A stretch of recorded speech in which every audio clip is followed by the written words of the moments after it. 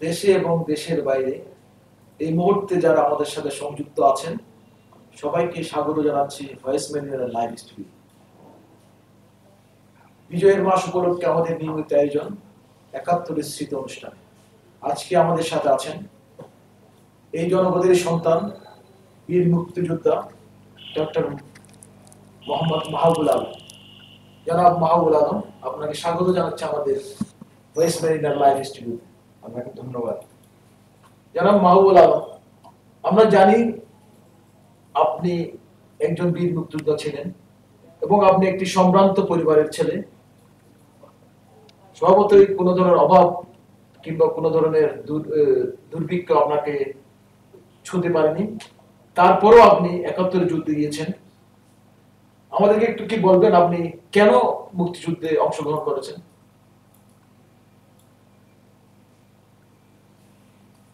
১৯৭০ সালে যে নির্বাচনটা হয়, এই নির্বাচনে আওয়ামী লীগ একচ্ছত্র সংখ্যাগরিষ্ঠতা লাভ করে।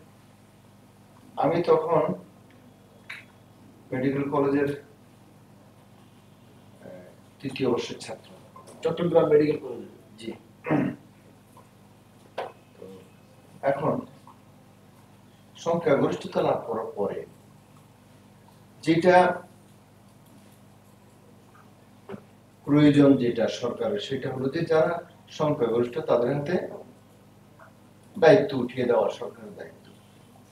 কিন্তু আমরা দেখতে পেলাম যে সেইটা দায়িত্ব উঠিয়ে দেওয়ার পরিবর্তে এটা হচ্ছে যারা সংখ্যাগরিষ্ঠ পেয়েছে তাদের রাইট, হক, মানবাধিকার লঙ্ঘিত হয়েছে। জি।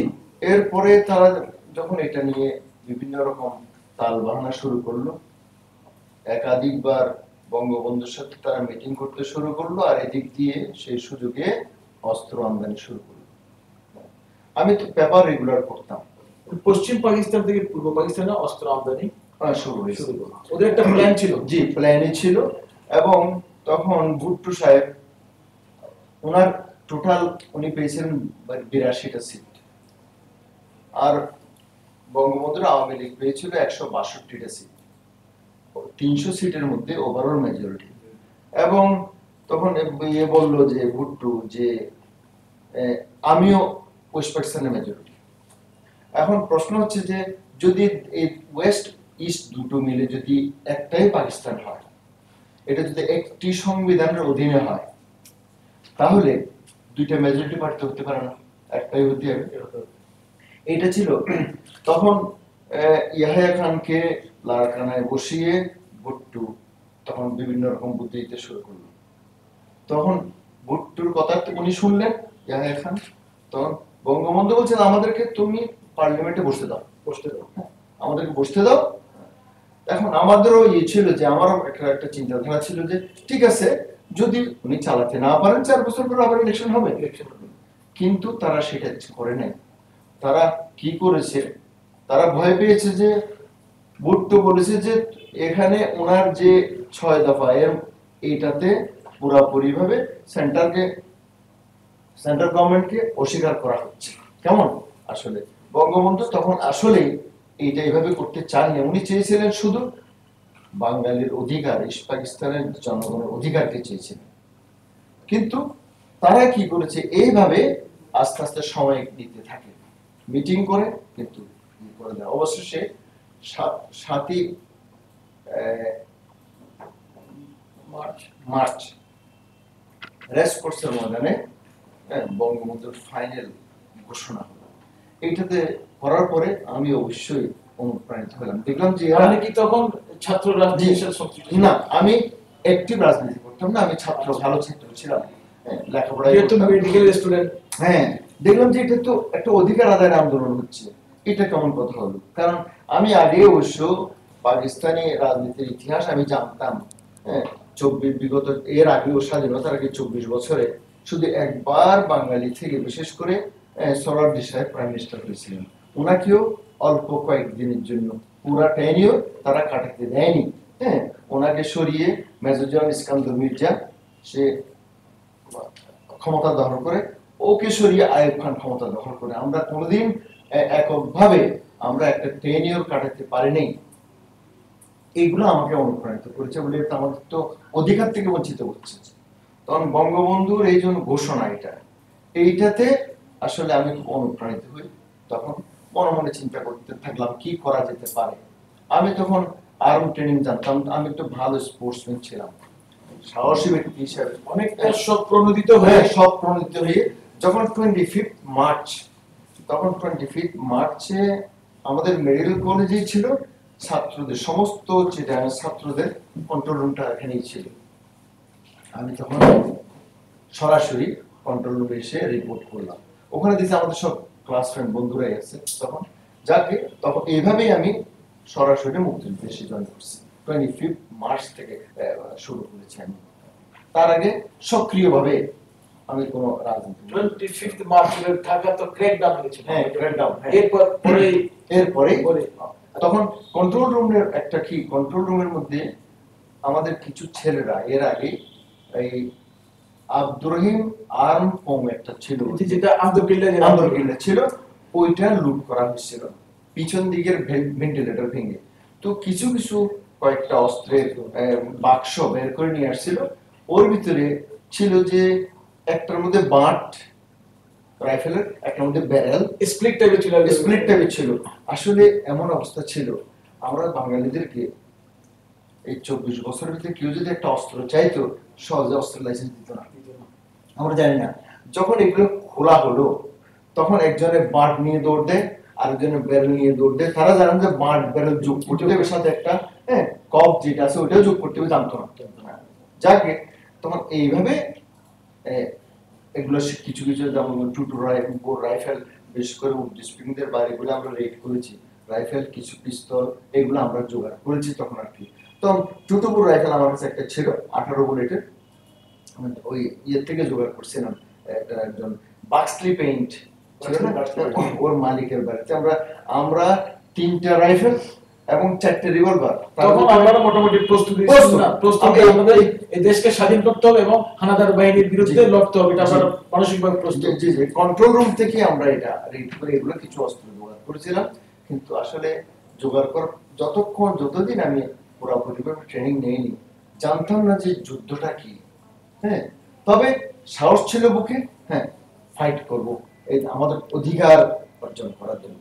তো যখন 25 মার্চের ক্র্যাকডাউনটা আমরা জানতে পারলাম, যে জনগণকে রাস্তাঘাটে যেগুলো মারা হয়েছে যখন খবর পেলাম, তখন দৃঢ় প্রতিজ্ঞ হয়ে গেল যে আমাদেরকে ফাইট করতে হবে। হ্যাঁ, ফাইট করে এই দেশকে মুক্ত। আপনি একটা অসাধারণ কথা বললেন, এই যে উনি কোন ছাত্র রাজনীতির সাথে সংযুক্ত ছিল না, মুক্তিযুদ্ধ 71 মুক্তিযুদ্ধ ছিল এটা সমন্বিত প্রয়াস, দল ধর্ম বর্ণ নির্বিশেষে সবাই কিন্তু ঝাঁপিয়ে পড়েছিল সেই হানাদার বাহিনীর বিরুদ্ধে এই দেশকে মুক্ত করার জন্য।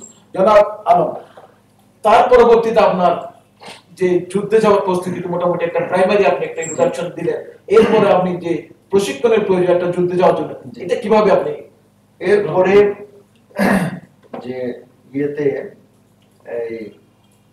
এরপরে একটা লোকের সাথে আমাদের দেখা হয়েছিল। তখন ওই 8 বেঙ্গল ছিল 1600, ওই যে মার্কেট যেটা মার্কেট ছিল সিডিএ মার্কেটের ওখানেই 16 ওদের একটা ট্রেনিং ক্যাম্প ছিল। ওইটার চিফ ছিল লেফটেন্যান্ট কর্নেল জামজুয়ার, আর উনি তো পাকিস্তানি বেলুচি। ওনার ডিপটি কমান্ডার ছিলেন মেজর জিয়াউর রহমান, এবং ওনার অধীনে আরেকটা কয়েকজন বাঙালি ছিলেন। ওনারা যেমন আছে মেজর মীর শওকত আলী ছিলেন ওনার সাথে, তারপরে ক্যাপ্টেন অলি আহমদ, তারপরে ছিল ক্যাপ্টেন আজিজ, ক্যাপ্টেন এজাজ, তারপরে লেফটেন্যান্ট শমশের মোবিন চৌধুরী, এরা সব ছিলেন ওনারা। তো ওখান থেকে আমরা আর্মি, তখন কিন্তু আর্মির জন্য আমরা খুব একটা আর্মির সাথে আমাদের কানেকশন ছিল না। আমরা স্টুডেন্টরা জায়গায় জায়গায় ব্যারিকেড আর এগুলো আগে থাকতেই শুরু থেকে রাস্তাগুলি কাট আপ করা, বড় বড় ব্যারিকেড দিয়ে রাস্তাগুলি বন্ধ করা। এগুলো শুধু ধরেন চিটাং থেকে শুরু করে পোর্ট পর্যন্ত যেতে কমপক্ষে 50-60টা ব্যারিকেড করা হয়েছে। হ্যাঁ, যেমন পোর্ট থেকে যেন সোয়াত অস্ত্র আসতে না পারে, আর ইয়েতে ক্যান্টনমেন্ট থেকে যেন আর্মি আসতে না পারে। আমরা 1600 গেটের রেল কার একটাকে নিয়ে এসে ওখানে আমরা করেছিলাম। এটা কি নভেম্বর মার্চ এপ্রিলের কোন ফার্স্ট উইকে? এটা আগের থেকে আগে করা হয়েছে। আচ্ছা, এখানে একটা কিছু আর্মিরও ছিল, বাঙালি আর্মিরও হেল্প করেছে, তারা এটা এরকম বন্ধ করে রাখা। জেনারেল জঞ্জুয়া যে ছিলেন তখন তো পাক বাহিনী আর বাংলাদেশের রেজিমেন্ট জিয়াউর রহমান, কর্নেল শওকত ওনারা একসাথে ছিলেন। ওনাদের মধ্যে তখন কোনো রিভোল্ট টাইপের কিছু হয়েছিল চিটাগং ক্যান্টনমেন্টে? অ্যাকচুয়ালি ওইরকম কোনো এটা তো ক্যান্টনমেন্টের বাইরে, ক্যান্টনমেন্টে কোনো রিভোল্ট হয়নি। তবে যতটুকু আমরা জেনেছি, বিশেষ করে পরবর্তীতে মেজর রফিক, আগে ছিলেন ক্যাপ্টেন, উনি আসলে ক্যাপ্টেন হচ্ছেন বোধহয় উনি আর্টিলারি ক্যাপ্টেন ছিলেন। উনি ওই বিডিআর এর তখনকার ইপিআর এর উনি দায়িত্বে ছিলেন। তো ওনার সাথে বোধহয় দুই একবার মেজর জিয়াউর রহমানের সাথে, আর হচ্ছে তখন লেফটেন্যান্ট কর্নেল চৌধুরী, এদের সাথে একটু বৈঠক হয়। তো উনি শুরুতে অ্যাকচুয়ালি ক্যাপ্টেন রফিকই চিটাগাংয়ের বিশেষ করে যতগুলি বিডিআর এগুলি আছে সবার সাথে কন্ট্যাক্ট করে উর্দুদেরকে ওরা সরিয়ে ফেলেছিলেন। কেমন উনি বলছেন রিভোল্ট করার জন্য, কিন্তু জিয়াউর রহমান সাহেব এবং এরা বলছে যে এখনো সময় হয়নি, তারা করে নাই। তার ফলে আমাদেরকে পরে একটা বড় একটা মূল্য দিতে হয়েছে। 20 বেলুচ রেজিমেন্ট, এরা বাঙালিদের উপর একটা আক্রমণ করেছিল। তখনও আমাদের কন্ট্রোল রুম ছিল, মেডিকেল কলেজে ছিল, দুই একজন আহত অবস্থায়, লুঙ্গি পরা, অনেকে শুধু গেঞ্জি পরা। ওরা কারণ নিয়ম হচ্ছে আর্মিতে ইয়েতে যাওয়ার আগে, শুতে যাওয়ার আগে কোর্টকে ওটি কোর্ট বলা হয়, যে ওখানে আর্ম জমা দিয়ে যেতে। আর্ম জমা দিয়ে গেছে। সাডেনলি যখন তারা ব্যারাকের মধ্যে গোলাগুলি শুরু করেছে, তখন যে যেমনি পাশে দুই একজন জানলা দিয়ে লাফ দিয়ে বেঁচে চলে আসছে, আর বাকিগুলো মারা পড়ছে। ওদেরকে আমরা আবার সংগঠিত করেছি।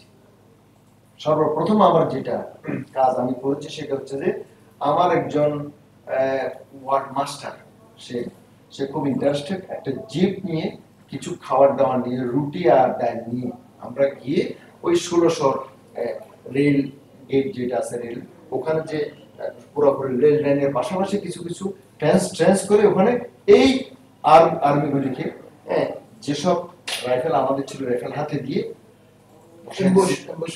বসাই দিছে, যাতে এর থেকে ক্যান্টনমেন্ট থেকে কোনো কিছু আসলে তারা বাধা দেয়। ওদেরকে খাওয়ার সাপ্লাই জন্য আমি প্রথমে গিয়েছিলাম। যাকে এইভাবে আমরা ওখান থেকে ক্যাম্প সরিয়ে ফেললাম। তখন আপনারা কতজন সংগঠিত? আমাদের মধ্যে তখন ছিল যে চিটাগাং যে ছাত্র নেতা ছিলেন তখন এস.এম. ইউসুফ, উনি ছিলেন প্রধান। এখন উনি বোধহয় ঢাকাতে কোথাও আছেন। তারপরে গোলাম রব্বান সাহেব ছিলেন, উনি চিটাগাং ইউনিভার্সিটির ছাত্র ছিলেন। এছাড়া উনি অনেক পুরনো মানুষ।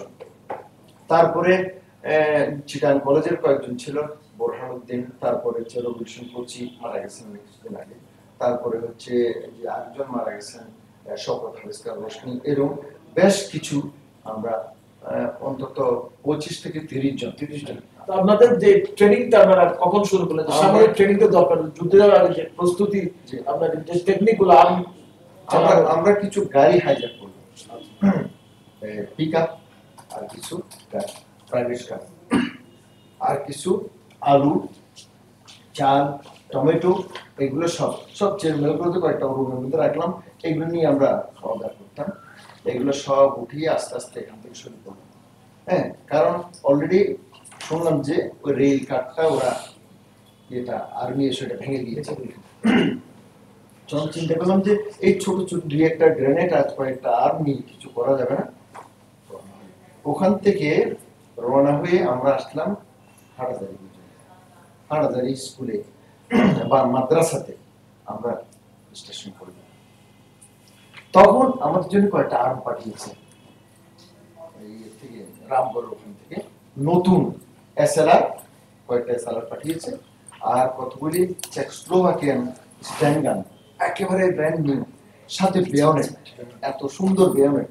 তখন আমরা এগুলাকে ফুল থ্রু মেরে সাবসুপ করা পরিষ্কার, আর একটা ম্যাগাজিনের মধ্যে থাকে 40টা বুলেট, 38টা উঠতে হয়, 9mm বুলেট। এইভাবে আমরা সব এগুলো করলাম, সাহস হয়ে গেল, অস্ত্র যখন হাতে চলে আসছে। ওখানে কয়েকদিন ছিলাম, থাকার পরে ওখানে তখন অলরেডি একটা কর্নেলহাট পার হয়ে গেছে, আর্মি চলে আসতেছে আস্তে আস্তে আস্তে আস্তে, আবার শোনা যাচ্ছে গোলার আওয়াজ। আর বিশেষ করে ফিল্ড গান যেগুলো আছে সেগুলো তো অনেক দূরে যায়, অনেক দূরে যাবে। আমরা চিন্তা করলাম এখান থেকে আমাদের সরে পড়তে হবে। তখন আব্দুল ওয়াহাব সাহেব এমপি ছিলেন, উনি অত্যন্ত সাহসী ব্যক্তি, অত্যন্ত সমাজসেবী এবং সাহায্যকারী ছিলেন আমাদের। আর রাত্রে তো লাখ লাখ মানুষ, হ্যাঁ, মানে রাত্রে গায়ে ধাক্কা না লাগলে বুঝবেন না যে কত মানুষ যাচ্ছে, সব ভেঙে যাচ্ছে। দিনের বেলা কোন ওই রামগড়ের দিকে জমি জমার উপর দিয়ে সব চলে যাচ্ছে, জমির উপর দিয়ে চলে যাচ্ছে মানুষজন। তখন আমরা চিন্তা করলাম যে এখন ওখানে কয়েকজন ওই পাকিস্তানি ফ্ল্যাগ লাগিয়ে লুট করতেছে এই মানুষগুলিকে। ওখানে আওয়ামী লীগের স্বেচ্ছাসেবক বাহিনীরা ধরে ফেলেছে, ধরে আওয়ামী লীগ অফিসে বন্দী করে আছে। আমাদের কাছে খবর পাঠিয়েছে আমরা চলে যাওয়ার আগে যদি এই মানুষগুলিকে আপনারা মেরে ফেলে না ফেলেন তাহলে এরা তো পাকিস্তানে চলে আসলে আরো লুট বেশি করবে। তখন আপনারা যাচ্ছেন রামগড় হয়ে ইন্ডিয়া যাওয়ার? হ্যাঁ হ্যাঁ যাবো আর কি। তখন ওখানে আমরা স্টেশন করছি মাদ্রাসায়, আমাদের খবর পড়লো, আমরা গেলাম চারজন গেলাম ওই চেকস্লোভাকিয়ান যেগুলি নিয়ে, ওগুলা টেবিলের উপর রাখলাম। তখন আওয়ামী লীগের লিডারের সামনে আসলে আমাদের কেউ এগুলো অস্ত্র দেখায়, ওরা একটু ভয় পেয়ে গেছে। তো আমার যে ওদেরকে নিয়ে আসে, ওদেরকে আমি শেষ করে দিয়ে চললে। এর আগে জীবনে আমি কোনো মানুষ মারা তো দূরে থাকি, কেমন পাখিও মারি নেই, কোনো বন্দুকে ব্যবহার করিনি।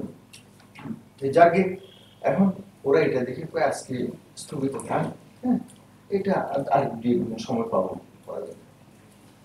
আর আমাদেরকে এরা এদেরকে দেয়নি। তো এর মধ্যে আমার বন্ধু বান্ধব, আমি ম্যালেরিয়ায় সাডেনলি ম্যালেরিয়া শুরু হয়ে গেল আমার, আমি ম্যালেরিয়ায় পড়ে রইলাম, ওনারা সবাই চলে গেলেন আমাকে ছেড়ে। কিছু অস্ত্র আমরা জোগাড় করেছিলাম, অস্ত্র মানে কি হচ্ছে কয়েকটা বড় বড় ইয়ের 3 ইঞ্চ মর্টার শেল, তারপরে কোনো রাইফেলের বাট, কোনো রাইফেলের ব্যারেল, চিন্তা মনে যে এগুলো কোনো কাজে লাগবে না আমাদের, এইগুলো অনেক জোগাড় করা আছে। এগুলো কাঁধে কাঁধে নিয়ে ঘুরতেছে, চলছিলাম। একজন ইপিআর হাবিলদার এসে হাজির, হ্যাঁ গাট্টা গুট্টা কোমরা সোটা আমার সাথে ওখানে শুইতে শুরু করলো। তো খুব দুর্বল হয়ে গেছে ম্যালেরিয়া। এদিক দিয়ে ওয়াহাব সাহেব এসে বলছে, ডাক্তার সাহেব আমরা তো চলে যাচ্ছি, তো আপনাকে চলে যেতে হবে, আপনাকে পেলে ওরা ছাড়বে না। তাই আমি কি করব, আমি আমাকে এই মালপত্রগুলিতে নিয়ে যেতে হবে, লোকটাকে নিয়ে যেতে হবে, তো ছেড়ে দিতে পারবো না। তো আমাকে একটা নৌকার ব্যবস্থা করবে। ওখান থেকে নৌকা নিয়ে কাঞ্চননগর একটা জায়গা আছে, কাঞ্চননগর, ওখানে উঠবো, ওখান থেকে গুরুঘা নিয়ে যাবো। তো কাঞ্চননগরের ওখানকার যে চেয়ারম্যান তখন খুব সহযোগিতা করছে আমাকে, যদিও উনি আওয়ামী লীগের ছিলেন না তখন। তো এই সব উঠালাম, এই কয়েদিগুলিকে তারা ফেলাই রেখে যাওয়া যাচ্ছে না, আওয়ামী লীগেরা ওনারা চলে গেছেন, ওদেরকে নিয়ে সব উঠাইলাম এগুলা। কিন্তু তারা ক্ষুধার্ত ছিল, খাওয়ার নাই দাওয়ার নাই অনেকদিন ধরে। তো ওদেরকে নিয়ে উঠে এই আস্তে আস্তে নৌকা নিয়ে পার হইলাম, অনেক সময় লাগলো, ট্যাক্সি করে গিয়ে অনেকগুলো উঠাইয়ে ওখান থেকে একটা গরু গাড়ির ব্যবস্থা করে, আমি শর্টকাটে বলতেছি, সব উঠাইয়ে আমি রওনা হয়ে গেলাম। রওনা হয়ে হেয়াকো আসলাম, হেয়াকো হচ্ছে ফটিকছড়িতে পড়েছে, এটা রামগড়ের পথে জঙ্গলের ভিতরে। তো ওখানকার আওয়ামী লীগরা আমাকে রিসিভ করলো, একটা ঘরে থাকতে দিল, আর এই কয়েদিগুলিকে আমি খাইতে দিল, ক্ষুধার্ত কেমন খাইতে দিল, ওরা একটা ঘরে বন্দি করে রাখলো। তারপরের দিন আমার দুজন বন্ধু এসে হাজির, একজন হচ্ছে পলিটেকনিক, যেটা পলিটেকনিক ভিপি ছিলেন আব্দুল্লাহ হারুন, আরেকজন হচ্ছে সেলফ ক্যাপ্টেন, একজন সেলফ ডিক্লেয়ার ক্যাপ্টেন। তখন এসে হাজির, ওই আমাকে ডক্টর চলো এই হাওলদারের হাতে ছেড়ে দাও এদেরকে। আমি হাওলদার সাহেব, আপনার এটা পরীক্ষা, এই কয়েদিদের নিয়ে আপনি রামগড়ে হাজির হবেন আমাদের সাথে। আমি চলে গেলাম। তখন রামগড় ফেনী নদীর পাড়ে স্কুল ঘরগুলিতে আমরা আশ্রয় নিয়েছি, আর পাশে থানা ঘরগুলিতে আশ্রয় নিয়েছে আর্মিরা। তো যাই আর্মি হচ্ছে না আমাদের তো যাকে এরপরে রামগড় যুদ্ধ হয়েছে 2 মে, আমরা অনেকদিন ছিলাম ওখানে। তবে একটা ঘটনা আমার জীবনে এখনো মানে দাগ কেটে আছে, এমন একটা ঘটনা যেগুলো সাধারণত যুদ্ধের মধ্যে হয়। সেটা হচ্ছে যে কিছু নারী এবং শিশু হত্যা। এইটা আমাদের কিছু আর্মি দ্বারা সংগঠিত হয়েছে। আমরা তিনজন, পরে সে আমার ওই বন্ধুর মধ্যে তিনজন ছিল। একজন হচ্ছে মেজর, মেজর হিসেবে সে রিটায়ার করেছে, অলিউর ইসলাম। সে ইয়ের ইন্টারমিডিয়েট কলেজের জিএস ছিল। আমি আর আব্দুল্লাহ হারুন, আমরা তিনজনকে নিয়ে গেছেন। একজন আর্টিলারি ক্যাপ্টেন, ক্যাপ্টেন কাদের, নাম শুনছেন আপনারা, যাকে শহীদ বলে বলা হয়। তো উনি বলেন যে কিছু মানুষ এখন তো রামগড় ফল করার সময় এসছে, দুই একদিনের মধ্যে রামগড় ফল আর শুনতে পাচ্ছি আমরা গোলাগুলির আওয়াজ, তো এদেরকে মেরে ফেলতে। ওরা কি, ওরা বলছে, আমাদেরকে বলছে ওরা হচ্ছে উর্দু স্পিকিং, ওদেরকে আমরা বিহারি বা বিহারি। তো তবে কি দিয়ে মারতে হবে? বেয়নেট দিয়ে মারতে হবে, কারণ গান ব্যবহার করা যাবে না, কারণ আমাদের পজিশন আছে সামনে। যদি এখানে গান ব্যবহার করি পজিশনের সমস্যা হবে। নিয়ে গেল গাড়িতে করে রাত্রে, গিয়ে দেখি মেয়ে, একজন মেয়ে আছে, বয়স বোধহয় 65-70, হোয়াইট হেয়ার। আর একজন মেয়ে হলো 7-8 বছরের, ফুটফুটে বাচ্চা, এতটুকু চুল, হ্যাঁ, এত সুন্দর একটা মেয়ে। আর একটা শিশু হচ্ছে 13 days ওল্ড, ছোট্ট শিশু। আর কয়েকজন মহিলা। আমরা ছাত্র যারা ছিলাম তিনজন, আমরা রিফিউজ করলাম, উই ক্যানট কিল দিস। এরা আমাদের শত্রু নয়, আমাদের শত্রু যারা আমার সাথে ফাইট করবে করতে পারবে না, কারণ ওরা দেখছে আমাদের কাছ থেকে আর্ম আছে, কেমন ওরাও গন্ডগোল করে নেয়। তখন আর্মিরাই এরা এদেরকে কাজ যেটা করলো, আমি ওই নামটা বলা উচিত, আমার খুব এখন কষ্ট হয়, কারণ আমি যখন কোরআন হাদিস লেখাপড়া করেছি, আমাদের প্রফেসর সাল্লাল্লাহু আলাইহি ওয়াসাল্লাম উনি বলেছেন যে যে শিশু, বৃদ্ধ, নারী, হ্যাঁ, এদের উপর কোনো মতেই একজন যোদ্ধা, একজন সত্যিকারের মুমিন হাত দিতে পারে না।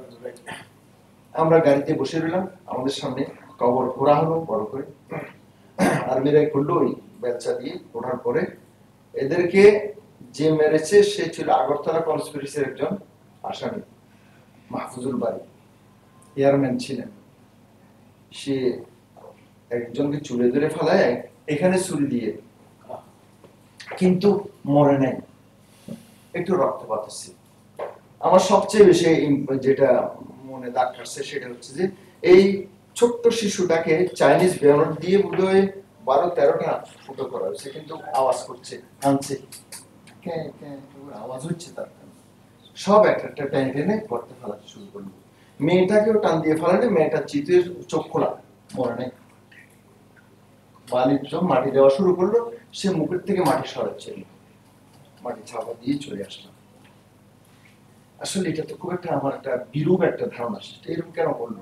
যাকে এরপরে 2 মে রামগড় যুদ্ধের জন্য তৈরি হলাম, আমাদেরকে এসএলআর দিয়ে দেওয়া হলো। এসএলআর এটা হচ্ছে একটা র্যাপিড ফায়ার, র্যাপিড ফায়ার একটা আর্ম, 20টা বুলেট থাকে।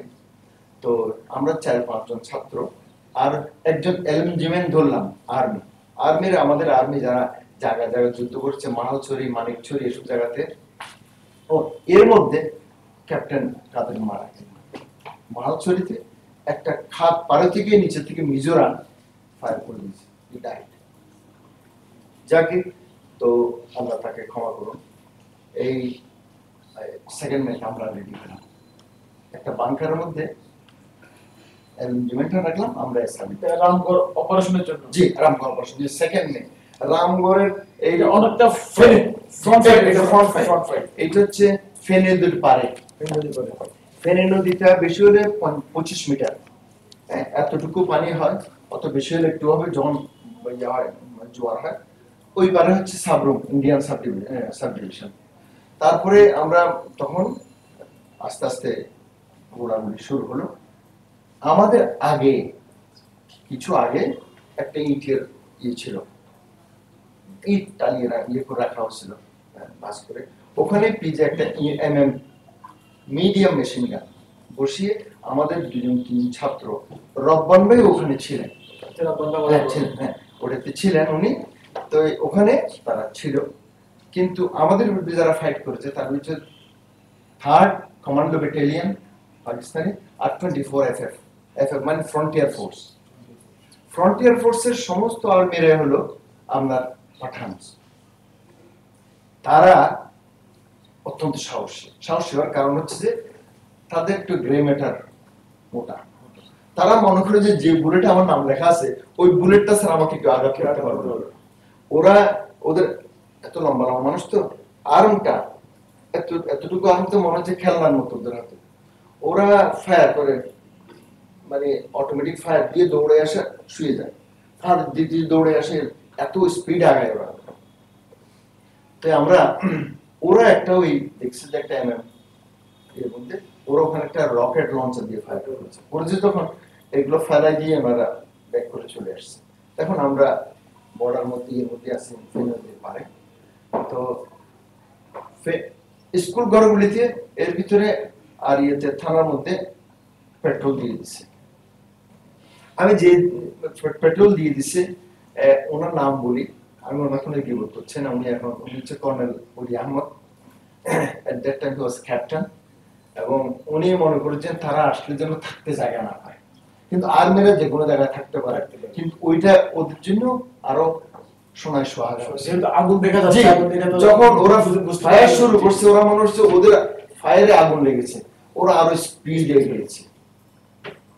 তো আমি এই আধা ঘন্টার মধ্যে শুনতে পাচ্ছি যে পিছনে ফিরে দেখলাম যে আওয়াজ হচ্ছে রিট্রিট রিট্রিট, চিৎকার করছেন মেজর মীর শওকত আলী। চিৎকার করছেন, উনি হাফ প্যান্ট পরা, একটা গেঞ্জি, সাদা গেঞ্জি, আর হচ্ছে স্পোর্টস শু, নৌকায় উঠে গেছেন। উনি যখন রিট্রিট বলছে আমাদের পাশে যে এলএমজি ম্যান ওকে ধরে রাখে না, বিকজ হি ওয়াজ আর্মি, সে আমাদের কথা শুনে নেমে গেছে। আমরা হচ্ছে আমরা সরবো না যতক্ষণ আমাদের বুলেট আছে। ও গড়াইয়ে পড়ে গেল, খাফে নিয়ে পার হয়ে গেল। তা আমরা ফায়ার দিতে থাকলাম। আপনারা কতজন তখন? আমরা তখন তিনজন। আমাদের ছিল এসএলআর আছে আমাদের কাছে, আমাদের সাথে ছিল একজন হচ্ছে ফারুক, আর হচ্ছে আব্দুল্লাহ কি বলে পলিটেকনিকের ভিপি আব্দুল্লাহ হারুন, আর আমি। আমরা ফায়ার দিয়ে থাকলাম। এসএলআর তো শর্ট রেঞ্জের, আপনারা লং রেঞ্জের কোনো এসএলআর হলো শর্ট রেঞ্জ নয়। এসএলআর হলো যেমন সেকেন্ড ওয়ার্ল্ড ওয়ারের সময় 303 ছিল সবচেয়ে ভালো আর্ম। 303 ব্যবস্থা বলি, আমরা যদি একটা এই যে ইলেকট্রিকের পিলার আছে না, আমরা পিলারটাকে যদি সরিয়ে দেন বুলেট পাস হয়ে যাবে। এবং এইটা 303 খুবই পাওয়ারফুল। এইটা নিয়ে যদি আপনি মাইলখানেক দূরে যদি 1000 মিটার দূরেও যদি ফায়ার করেন একুরেটলি ফায়ার করতে পারেন। এসএলআর ওইটা ভেরি, এসএলআর বুলেটটাও ছিল 9mm বুলেট, না না না 9 এসএলআর বুলেট 9mm না, 3.65। তো এটাও এইটা বড় বড় বুলেট। তা আমরা ফায়ার দিয়ে থাকলাম। এরপরে ঝাঁকে ঝাঁকে বুলেট আসতেছে আর মাথার উপর দিয়ে চলে যায়, ঠাকুর আওয়াজ হচ্ছে আর ঝাঁ করে চলে যাচ্ছে। আর কোনো কোনো বুলেট আওয়াজ হচ্ছে, চি করে আওয়াজ হচ্ছে। এটা মনে হয় এখন চিন্তা করছি যখন বুলেট সম্বন্ধে জানলাম এটা খুব কাছে দিয়ে গেছে, এইটা এখানে একটা লাগলে আমার খুলিটা উড়ে যেত, কিন্তু বুলেট সম্বন্ধে আইডিয়া নেই। পরে আমাদেরকে আমরা পারুই ইসলামের পরে ওরা সমস্ত ঘরে জমা আগুন লেগে গেছে, ওরা মনে হচ্ছে ওদের বুলেটে। তো কি আমরা এই পারে পারুই ইসলাম, পারুই এসে দাঁড়িয়ে এখান থেকে ফায়ার দেওয়া শুরু করলাম। এখানে কি ছিল বাংকার আর connected by trenches, bunker connected by trenches. আপনারা তখন তিনজন? আমরা তিনজন। আপনারা কিভাবে সাহস করলেন যে এত একটা ইয়ে এই পারে যখন আসলাম এই পারে ট্রেন্সে আমরা ঢুকে গেলাম। এগুলো হচ্ছে বিএসএফ এর ট্রেন্স। বিএসএফ রা ওখান থেকে নেমে উঠে বহু দূর বেরিয়ে গেছে, ওরা ইশারা করছে ফায়ার করো না, ওরা এই পারে চলে আসছে ফায়ার করো। তো আমরা ফায়ার করার পরে হঠাৎ করে একটা হোয়াইট ফ্লেয়ার আকাশে উঠলো। হ্যাঁ, এটা হচ্ছে বিজয় ফ্লেয়ারটা না, গ্রিন ফ্লেয়ার পাকিস্তানি গ্রিন। যখন তারপরে ওটা একটা হোয়াইট মারা হলো, সাথে সাথে এটা হচ্ছে সিজ ফায়ার। একটা বুলেট আর আওয়াজ হলো না, খুব ট্রেন তো রাই। তো আমরা দাঁড়িয়ে রইলাম, খুব খারাপ লাগছিল যে নিজের মাটির তলে জায়গাটাও নাই, কোথায় যাব এখন, কি অবস্থা হবে কিছুতে যায় না। আসলে মাতৃভূমি যখন ত্যাগ করতে হয়, হ্যাঁ, এবং বাধ্য হয় কেমন, তখনই বোঝা যায় মাতৃভূমিতে ভালোবাসা কেমন। হ্যাঁ, যে ত্যাগ করে চলে আসলাম আমরা, খুব বিহ্বল অনেকক্ষণ রইলাম ওখান থেকে, তারপরে চলে আসলাম, এসে মনোবাজার ক্যাম্পে অস্ত্র জমা দিলাম। পরে আমাদেরকে লেফটেন্যান্ট মেহফুজ, এই যে আমার মনে আছে কর্নেল মেহফুজ হিসেবে যে জিয়াউর রহমান মুক্তিতে ফাঁসি হয়েছে, উনি ছিলেন আগে। উনি বলছেন যে কিছুক্ষণ ফায়ার হয়েছে এখান থেকে, যে ফায়ারের কারণে আমি আসতে পারছি, কারণ ফায়ার হলে পারে ওরা ইয়েতে চলে যায়, আড়ে চলে যায়। আমরা ব্যাক পিছন দিক দিয়ে ফায়ার দিয়েছিলাম, কাভার ফায়ার। মনোবাজার ক্যাম্পে আমরা কয়েকদিন থাকলাম, কিছু ছাত্র, 23 জন তখন ছাত্র, আমাদের সাথে ছাত্রের সাথে একজন ছিল, আমরা চিনবেন, মারা গেছেন কিছুদিন আগে, খুব ভালো খেলোয়াড় ছিলেন, মারি, হ্যাঁ, মারি footballer. He was very much interested to live with the students, হ্যাঁ, তো আমাদের সাথে ছিলেন উনি। তো এরপরে আমাদেরকে অ্যাপ্রোচ করা হলো, মেজর শওকত আলী, মেজর জিয়া, এরা সবাই আসলেন, এসে বলল যে উস্তাদ, আমাদের উস্তাদ, এখন যে আমাদেরকে আর্মিতে জয়েন করতে হবে, আমাদের অফিসার, এখন আমরা অফিসার অর্গানাইজ করা শুরু করছি। আর্মিতে জয়েন করা মানে মুক্তিযুদ্ধ, নতুন যেটা মুক্তিযুদ্ধের, যেটা বাংলাদেশের লিবারেশন ফ্রন্ট, যেটা লিবারেশন আর্মি যেটা তৈরি হচ্ছে, হ্যাঁ, বাংলাদেশ আগে তো লিবারেশন, জি জি, আগে তো স্ক্যাটার ভাবে যেখান থেকে, যে ক্যান্টনমেন্ট থেকে বেরিয়ে আসছে, তারা এই একটু একটু যুদ্ধ করতে করতে চলে আসছে। কেমন আপনাদের কোন সেক্টরের আন্ডারে ছিলেন তখন? কোন সেক্টর আপনাদের ছিল? আমি আসতেছি তখন, আমি কিন্তু বিএলএফ, আমাদের লিডার ছিলেন শেখ ফজলুল মনি, সিরাজুল আলম খান, আব্দুর রাজ্জাক, তুফাইল আহমদ, ইনারা ছিলেন লিডার। আমরা directly we are train under the supervision of prime minister Indira Gandhi, owner special force দ্বারা আমরা ট্রেন হয়েছি দেরাদুনে। আমরা এরপরে আমরা বললাম যে আমরা তো এখন আমাদের অফিসার দরকার, হ্যাঁ, আপনারা জয়েন করেন। আমি বললাম যে আমরা তো এখন তো সিনিয়র লিডার আছে, ওদের তো আমরা নির্দেশ ছাড়া জয়েন করতে পারবো না। ওরা অনেক রিকোয়েস্ট করলো, কিন্তু আমরা যখন একটু রিফিউজ করলাম যে আমরা ওনার থেকে নির্দেশ পেলে করবো, তখন উনি বললেন যে you can go out of this Monobazar camp without our permission. একটা ব্ল্যাকমেইল, ব্ল্যাকমেইল। তখন আমাদের কাছে একটা চিরকুট আসলো কয়েকদিনের মধ্যে, যে তোমাদের জন্য ওই সময় একটা নির্দিষ্ট সময় ভুলে গেছে, এটা বিকালে ছিল না সকালে ছিল, ইন্ডিয়ান ট্রাক রেডি থাকবে, তোমার মনোবাজার আছে, ট্রাকে উঠবা, তোমাদের গোরিলা ট্রেনিং এর ব্যবস্থা করা হয়েছে, তোমার গোরিলা পদ্ধতিতে বেরিয়ে আসতে হবে। জঙ্গল ছিল, মনোবাজার ক্যাম্পে জঙ্গল ঢুকতে হবে। ওই ক্যাম্পে আসলে খুব কষ্ট করতে হয়েছে, 23 জন একটা ক্যাম্পে, ওখানে 4 জনের জায়গা, কাইথয়ে শুতে হতো, কাইথয়ে ঘুম ভাঙতো, মানে চিত হওয়া যেত না আর কি। তো যাকে, তো আমরা ওখান থেকে চিরকুট আসলে চলে গেলাম, মনোবাজার ক্যাম্পে গিয়ে উঠলাম, সব এসে হলাম ইয়েতে আগরতলা। আপনারা আমি জানি না আগরতলা কনস্পিরেসি কেস সম্বন্ধে আমার জানেন কিনা, যেটা আগরতলা ষড়যন্ত্র কেস, ওটা ছিল দুইটা জায়গার নাম আছে, একটা এমপি হোস্টেল আর একটা হচ্ছে শ্রীধর বিলা। সেই শ্রীধর বিলাতে আমাদেরকে নিয়ে যাওয়া হলো, ফেমাস শ্রীধর বিলাতে দেখলাম যে ওখানে ঢাকার কিছু ছেলে চলে আসছে, খসরু, মন্টু, মহিউদ্দিন, শরীনুল আম্বিয়া, আফমা, মাহমুল হক, এগুলো সব এরা সব আমার সমসাময়িক। ওখান থেকে বাছাই করা হলো 300 জন, 300 ফার্স্ট ব্যাচ। আমাদেরকে বাছাই করে আমাদেরকে আমার এয়ারে কার্গো প্লেনে আমরা করলাম, বাগডোগরা এয়ারপোর্ট দিয়ে আমরা গেলাম প্রথমে জলপাইগুড়ি, ওখানে 1 সপ্তাহ, ওখান থেকে আমাদেরকে গাড়ি নিয়ে হরিয়ানা, হ্যাঁ, হরিয়ানা থেকে দেরাদুনের জঙ্গলে 2 সপ্তাহ আমাদের ট্রেনিং হয়েছিল। এবং এই হার্ড ট্রেনিং এর সকাল থেকে সন্ধ্যা পর্যন্ত আসলে রাত্রিবেলা ঘুমাইতে পারতাম না। ওরা বলতো যে গ্রাউন্ড শিটটা যখন গ্রাউন্ড শিটটা বিছান 4 জন, লন্ঠন আছে পাহাড়ের ভিতরে, ওখানে তোমরা গ্রাউন্ড শিটটা উঠাই দেখবা স্করপিয়ন খুব বেশি, স্করপিয়ন আছে, স্নেকস, ছোট ছোট স্নেকস, পয়জনাস। তো যাকে খাওয়া দাওয়া কিন্তু খুব ভালো ছিল, আমাদেরকে টেস্ট দেওয়া হয়েছে। তো ট্রেনিং এর পরে একজন ছেলেকে, আব্দুল বাতের নামে একটা কুমিল্লার ছেলেকে সাপে দংশন করলো। তখন আমাদেরকে ওখান থেকে টান্ডুয়াতে নিয়ে গেল, পাহাড়ের উপর।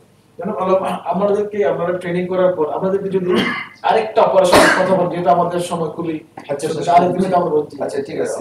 তো ওখান থেকে ট্রেনিং নিয়ে আমাদেরকে নিয়ে যাওয়া হলো বেলুনিয়া বর্ডারে। ট্রেনিং আমি আমি মে মাসে শেষ হয়েছে, জুন 1.5 মাস ট্রেনিং হচ্ছে, কন্টিনিউ 1.5 মাস।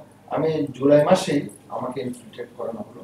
আমি ব্যান্ড লিডার হিসেবে KC-1 Karnaphuli contingent number 1 leader হিসেবে, আর আমার ডিপ্টি কমান্ডার বানানো হলো একজন ডাক্তার জাফরুল্লাহ, এখন নোয়াখালীর উনি জেলা পরিষদের চেয়ারম্যান। উনি আবার ঢাকাতে ইয়ে করেছিলেন, কি বলে, ভাইস প্রেসিডেন্ট ছিলেন মুক্তিযোদ্ধা সংসদের। তো পুরোপুরি 10 জন ব্যান্ড, হাইলি ট্রেন্ড। আমাদের কাজ হবে দেশে গিয়ে শেল্টার তৈরি করা, নতুন রিক্রুট করা, অপারেশন করা। আমাকে আমি বেলুনিয়া বর্ডার দিয়ে 35 কিলোমিটার হেঁটে চিটাগাং প্রবেশ করেছি। হ্যাঁ, আমরা ওখানে ব্যান্ড বাই ব্যান্ড ঢুকছে। আমরা 3টে ব্যান্ড প্রথমে ঢুকছি। একটা হচ্ছে আব্দুল্লাহ হারুনের, উনি 5 মাসের লিডার ছিলেন, আর একজন ডাক্তার মাহফুজুর রহমান। আব্দুল্লাহ মানে আমাদের আব্দুল্লাহ নুমানের ভাই না, উনি এনএচ আব্দুল্লাহ হারুন ছিলেন আমরা পলিটেকনিকের ভিপি। ঢুকলাম, ঢুকে আমরা সম্মিলিতভাবে অপারেশন করছি, যেন সেম সাইড না হয়। চিটাগাংয়ে এসে আমরা যে কয়েকটা অপারেশন, আমাদের টার্গেট হচ্ছে 1 নম্বর ইকোনমিকে ধ্বংস করা।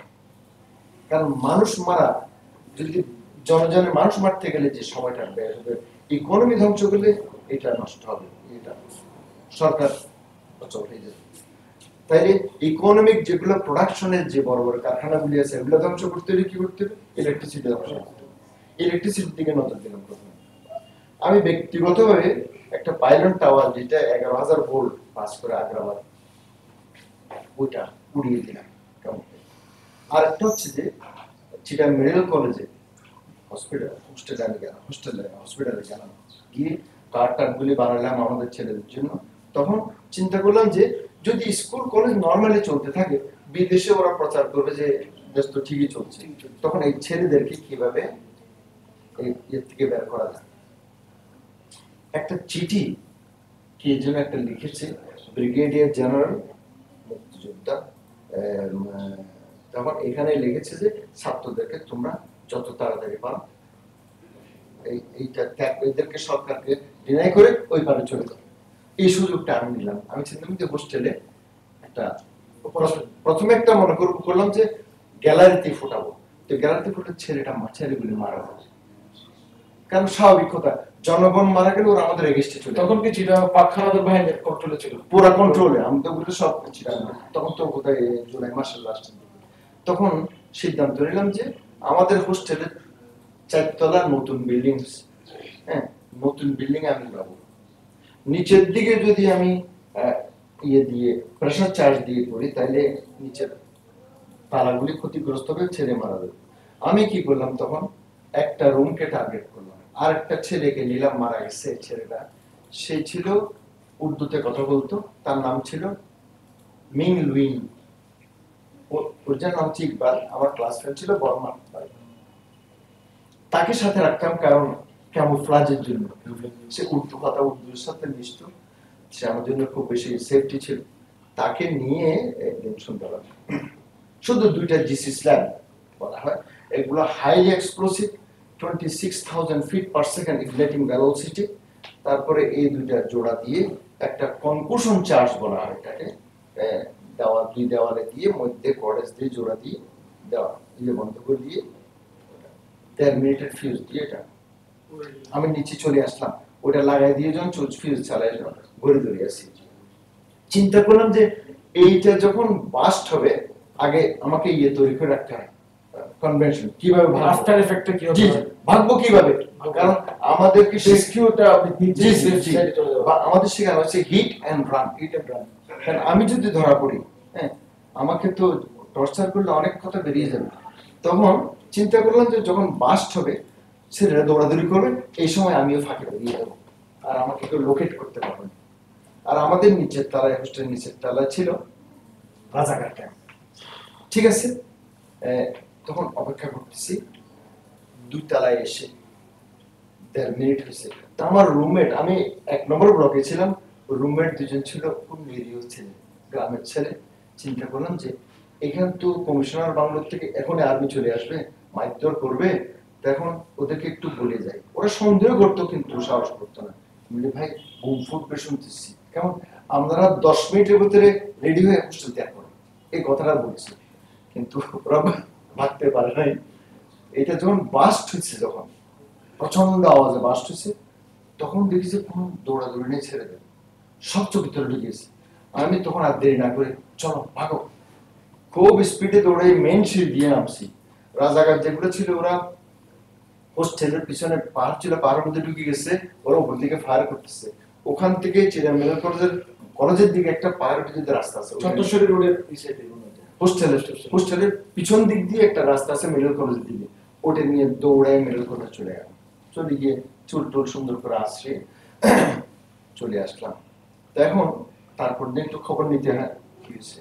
4টা রুম ডেস্ট্রয় হয়েছে এট এ টাইম। ইয়ে হয় কি, একটা রুমে যখন কনক্লুশন চার্জ দেওয়া হয়, দরজা বন্ধ করে দিলে ওখানে যে বাতাসের মধ্যে যে একটা শক্তি হবে, কেমন ওইটাতে 4টা দেওয়াল তো পড়িয়ে যাবে। তো যাকে ওখানে শুনলাম যে আধা ঘন্টার মধ্যেই আর্মি চলে এসে সব ছেলেদেরকে লাইন ধরে রাখতে পেরে বসেছে। আর 2-1 জন ওরা বলছে পাকিস্তান জিন্দাবাদ, তাদেরকে বলছে মারধর করছে। হ্যাঁ, पाकिस्तान जिंदाबाद होते हो तुम, है इधर तुम्हारा इधर मुफ्ती आके ये तुम्हारा हॉस्टल डिस्ट्रॉय करके जाता है, तुम कहता है पाकिस्तान जिंदाबाद, খুব মাইন্ডের করছে, বলে চলে গেছে, ওরা কিছু করতে পারেনি আলহামদুলিল্লাহ। এইটা ছিল একটা আমার ব্যক্তিগত পর্যায়ে একটা অপারেশন। এছাড়াও আমাদের আরো অপারেশন ছিল আমেরিকান এক্সপ্রেস ব্যাংক, তারপরে ছিল ওই মোহাম্মদ আলী দেওয়ানহাটের মোহাম্মদ আলী, সে ছিল তার ওখানে রেজার্ভ ক্যাম্প করে সে খুব অত্যাচার করতো মানুষের উপরে। ওইটা ওর পেট্রোল পাম্প, ওর বাড়িঘর, ওইটা। তারপরে আমরা একটা ইয়েতে করেছি আপনার হায়দ্রাবাদে একটা রাজাকার, ওইটাকে পিক আপ করেছি, ওইটাকে সাইলেন্ট এলিমিনেট করেছি। এরপরে আপনার চকবাজারের আপনার বাচ্চু মিয়া রাজাকার, ওকে এলিমিনেট করা। এরকম আরো মোটামুটি বেশ কয়েকটা অপারেশন আমার আছে। হ্যাঁ, আমি আমার মনে হয় এটা জি, আমরা তো আপনার অনেক স্মৃতি আছে, অনেক অপারেশন, কিন্তু আমাদের সময়ের সতেরো আমি এসেছি। আচ্ছা, আপনি কি একটু আমাকে বলে 16 ডিসেম্বর যখন আসলো তখন আপনার অবস্থান কি ছিল, এবং প্লাস আজকে যে বিজয়ের মাস আপনার অনুভূতি কি, এবং আপনারা যে জন্য যুদ্ধে গিয়েছিলেন সে প্রাপ্তি এবং পাওয়া না পাওয়ার আপনার অনুভূতিটা কি? কঠিন প্রশ্ন করে দিয়েছে। তবে হ্যাঁ, 16 তারিখ যখন আসলো তখন আমি প্রথম যে কাজটা করেছি, আমি একটা গাড়ি যখন ফেলেছি নিয়ে আমি চলে গেছি ইয়েতে ডিসির অফিসে, থানা ইয়েতে জেলে তখন চিটাং জেলের গেট ভাঙার চেষ্টা করছে। জেলার সাথে বসলাম, তো বলছে এখন যদি আমি জেল খুলে দেই, যুদ্ধের সময় যেসব মানুষ এখানে অ্যারেস্ট হয়েছে ওদের সাথে সাথে চোর ডাকাতরা বেরিয়ে যাবে, তাহলে দেশ আরো অরাজকতার মধ্যে পড়ে যাবে। তা আমি তাদেরকে বুঝিয়ে বললাম আমাকে তোমরা একটু সময় দাও, দেখো এখন দেশ স্বাধীন হয়েছে মাত্র, আমরা অ্যাডমিনিস্ট্রেশনে কোনো হাত দেবো না, আমরা অ্যাডমিনিস্ট্রেশনকে গাইড করব যাতে করে ল অ্যান্ড অর্ডারটা মেনটেন হয়। আমাকে সময় দাও, আধা ঘন্টায় আমি ডিসির ওখানে যাচ্ছি, কেমন? হ্যাঁ, আমি চাই যে ওদেরকে দিয়ে আমরা স্টার্ট করাবো, যেহেতু আমরা তো এখন সম্পূর্ণ আমরা জানিও না কিছু। আমি গেলাম উপরে, গিয়ে দেখি আমাদের বেশ কিছু নেতা টেতা ওখানে বসে আছেন, ওরা ড্রেস করে ওখানে গিয়ে বসে আছেন। আমাকে দিয়ে ডাক্তার সাহেব আসছেন, আমি ডিসির সাথে আলাপ করলাম, আপনারা এখানে কি করতেছেন? আপনারা নিজের জায়গায় চলে যান, ল অ্যান্ড অর্ডার মেনটেন করার জন্য আপনাদের দরকার হবে। হ্যাঁ, নয়তো এই নব্য দেশটা আবার চোর ডাকাতের ইয়ে হয়ে যাবে, কেমন?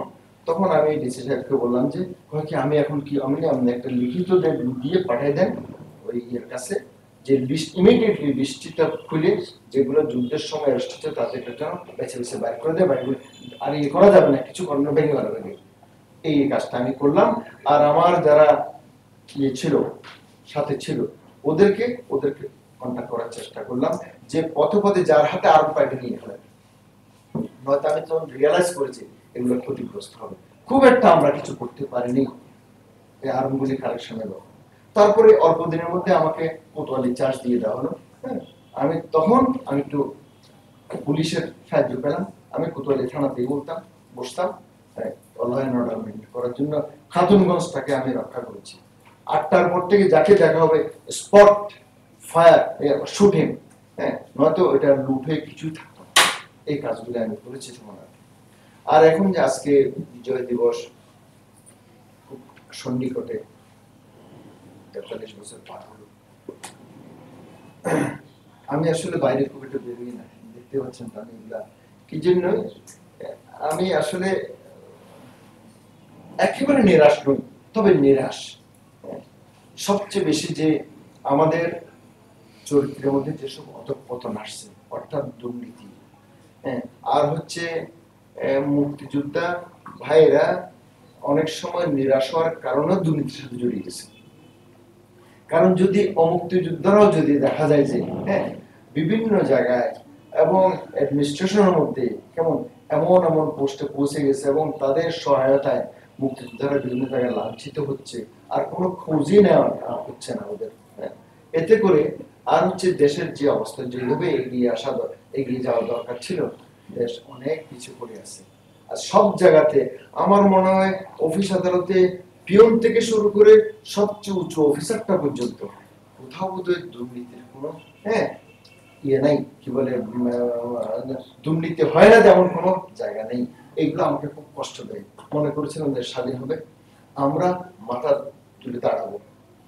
আমরা ছোট্ট দেশ, হ্যাঁ, আমাদের প্রতিবেশী অনেক বড় দেশ, প্রতিবেশীর সাহায্যকে আমরা শ্রদ্ধা করি।